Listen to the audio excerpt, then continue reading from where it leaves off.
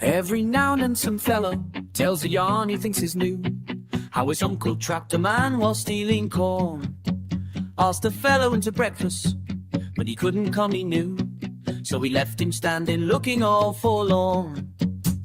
He will bore you with a story that you heard back in your youth, and have heard it almost daily ever since. But he looks you in the eye and says he knows it is the truth. It's an insult to a man's intelligence. Someone tells you a hoot snake that he saw one summer day when he was in the new ground hoeing corn.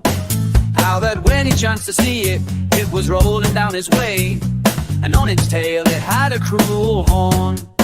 So he dodged behind a blackjack to escape the fatal sting. Such surprise he hasn't witnessed since his birth. When it saw that it was baffled, in its rage it stung a tree, and it rotted down and fell upon the earth. Some man's grandpa found a joint in a huckleberry patch in a swamp down in the state of Alabama. So he struck it with his cane, and the sight he witnessed then made him shake his hoary head and holler damn.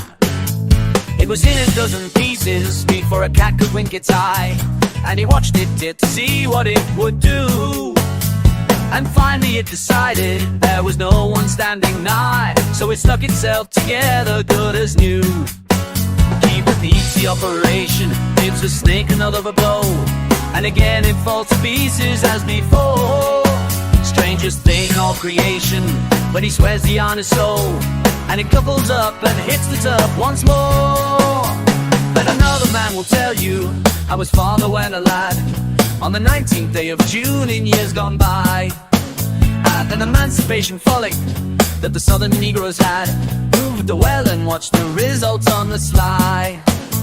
But I think of all the yarns we hear that ever went the round is the story of the overbrave galoot who did the Charleston on a rattler and was lying on the ground, and had left the fang quite buried in his boot. But scarcely did the victor live the story for to tell, for the poison from the fang had found its mark, and in spite of all the doctors his heart began to swell, and they laid him in a grave both deep and dark. Some months later, when his brother wore the boot to hunt the stock, the fatal fang they had not yet espied, he felt a gnawing pain and saw some swelling in his heart, and like his brother he lay down and died.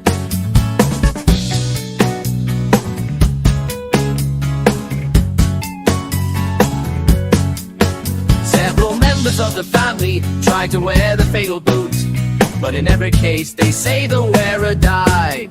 But if you ask me my opinion, I can only say, oh shoot, I think the man that told the story lied. Don't you? Don't you?